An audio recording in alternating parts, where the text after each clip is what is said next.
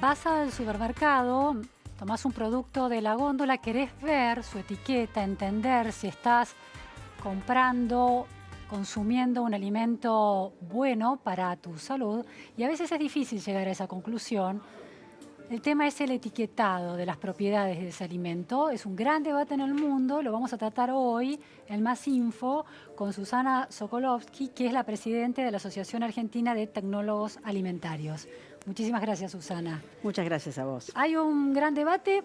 Aclaremos los términos primero. ¿Qué es una etiqueta nutricional? Y después, ¿qué diferencia tiene con otro tipo de etiquetas? Por ejemplo, la etiqueta frontal. Fantástico. El etiquetado de un alimento envasado tiene diversos aspectos. Uno es el etiquetado general, el que involucra la marca, el peso neto, la lista de ingredientes. Una tabla que es común a todos los alimentos envasados sobre el etiquetado nutricional que indica las calorías, el contenido. Creo que tenemos una etiqueta nutricional a mano para mostrarla y ver después la diferencia con el etiquetado frontal. Esta es la etiqueta frontal. A ver si vemos la nutricional. Esta es otra etiqueta frontal y ahora nos falta la nutricional. A ver. Allí tenemos un etiquetado nutricional, Susana. Exacto. Entonces, ¿qué propiedades tiene el etiquetado nutricional? El etiquetado nutricional, que está armonizado en Mercosur desde el 2006, vigente, contiene la información para una porción del alimento. Las calorías, contenido de proteínas, contenido de carbohidratos totales, contenido de grasas totales, grasas saturadas, y tiene muchas características que nos permiten, si entendemos qué significa la última columna, que es el % del valor diario, nos permiten saber cuánto aporta la porción de ese alimento respecto de lo que tenemos que consumir de ese nutriente en el día. Claro.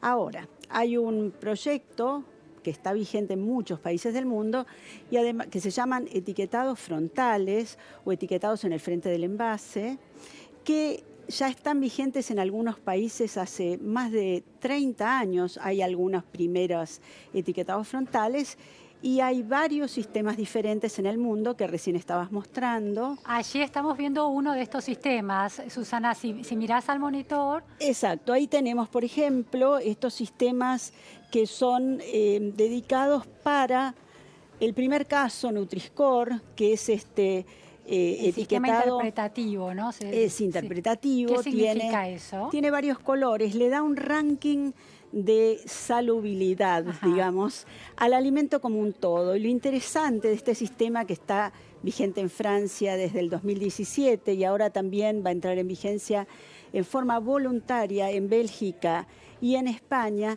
es que permite de un vistazo identificar la propiedad del alimento como un todo. Claro, es decir, yo con el nutricional tengo mucha información, pero quizás no sepa interpretarla en términos de, bueno, cuán bueno es este alimento para mi salud. Exacto. El interpretativo ya me indica, es como una especie de colores. El verde está todo bien, es saludable. Está todo bien, el rojo indicaría que algún nutriente presente en ese alimento tiene una cantidad excesiva, claro, y por lo tanto debo comer esa porción en cantidades moderadas. Me está alertando acerca de Exacto, esto. tiene una valoración del alimento como un todo. Y lo interesante del sistema es que combina tanto los nutrientes que deben controlarse, azúcares, grasas y sodio, como aquellos que deben promoverse, calcio, hierro, proteínas. Ah, bien. Entonces, los tres señales de alarma pueden venir por un exceso de azúcar, un exceso de sal o un exceso de grasas. Efectivamente. No importa qué tipo de grasas, saturadas, trans, no saturadas. Bueno, depende del sistema de etiquetado. Algunos países, por ejemplo como Chile, tanto destacan grasas totales como grasas saturadas.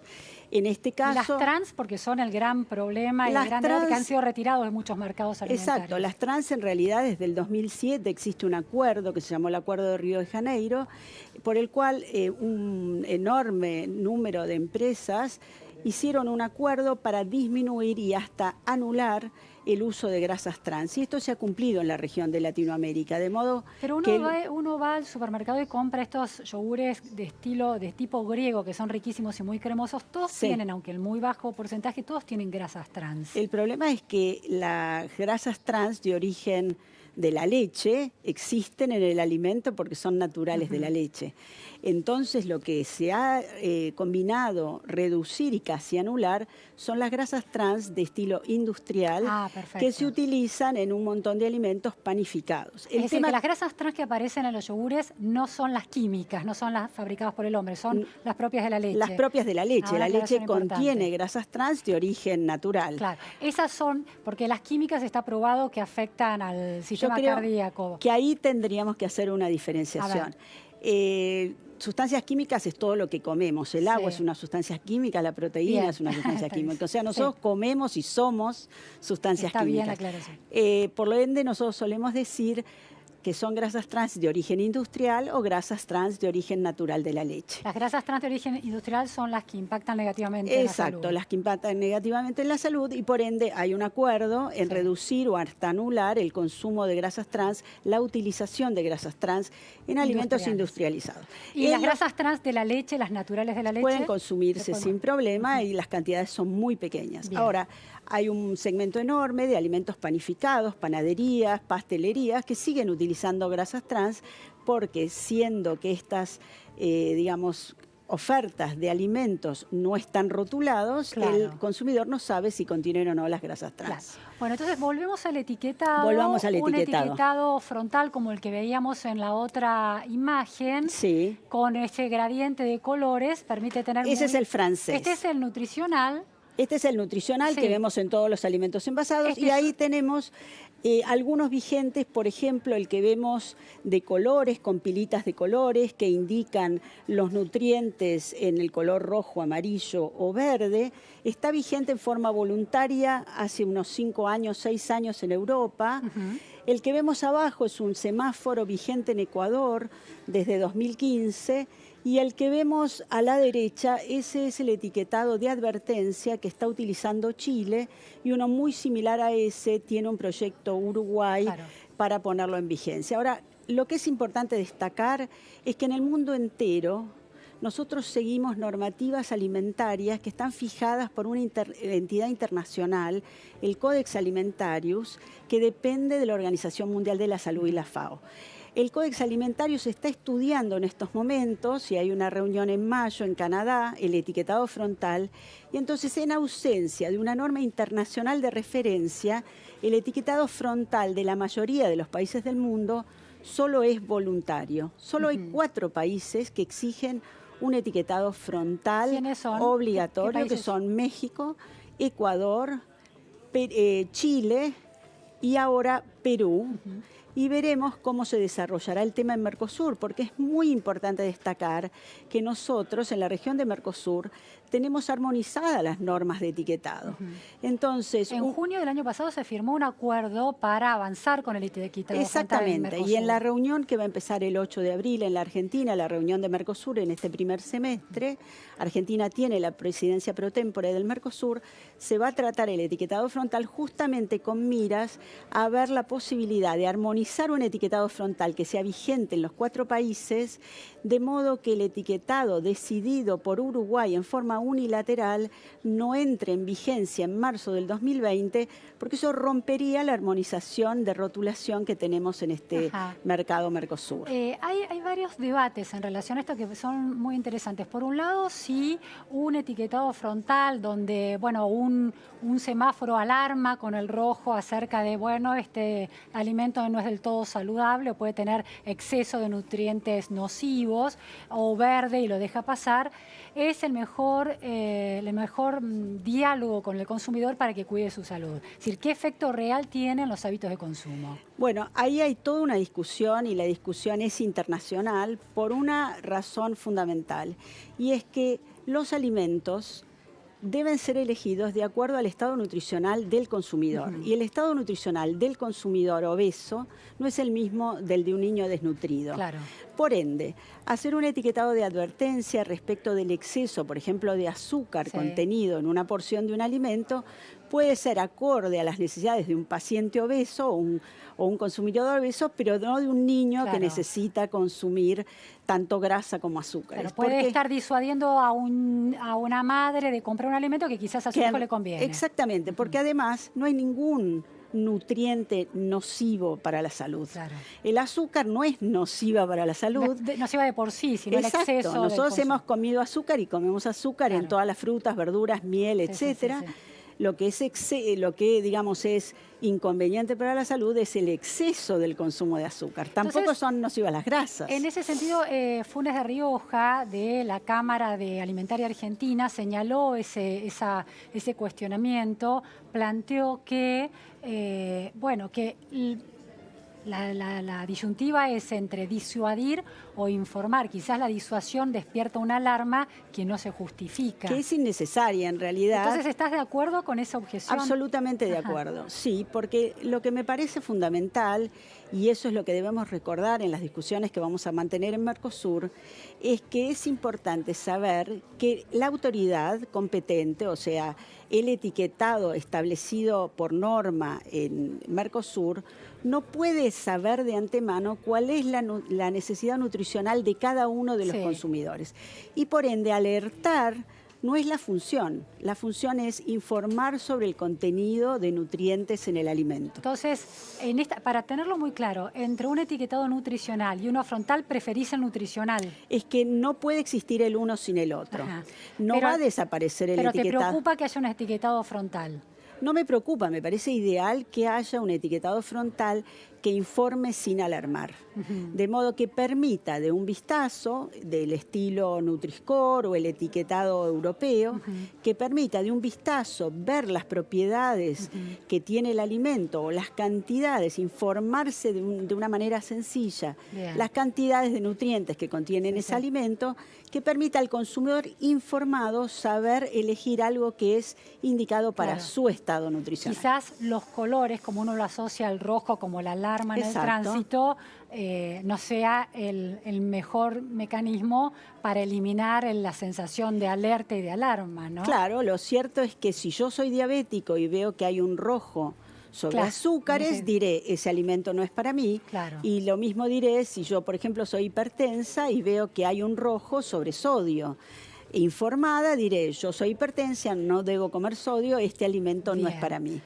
Claro, necesita mucha educación también al ciudadano para interpretar sin alarma la conveniencia de cada uno de los alimentos. Exactamente, y por eso hay tanta crítica, digamos, sobre el etiquetado vigente en Chile. Hay muchos admiradores del etiquetado y muchas personas que no aprecian el etiquetado porque ese disco pare negro parece indicar que el alimento no es indicado para nadie. Y esa es la situación donde se pone muy espinoso el tema, porque chocolate, por ejemplo, ¿es bueno comer chocolate? El chocolate tiene muchas calorías, muchísima grasa, y en el caso de un chocolate tradicional, mucho azúcar. Pero el caso de un chocolate orgánico 100%, que sea orgánico no tiene nada que ver. O sea, un chocolate orgánico, un chocolate industrial es exactamente misma la composición. Pero el chocolate al 100% no tiene azúcar, el de cacao sí tiene puro. azúcar, claro que tiene azúcar. No hay ningún chocolate que no tenga azúcar, hay chocolates de 80% de cacao, aún así tienen algo de azúcar, pero lo cierto es, ¿puedo comer chocolate? Sí, puedo comer una porción chiquita.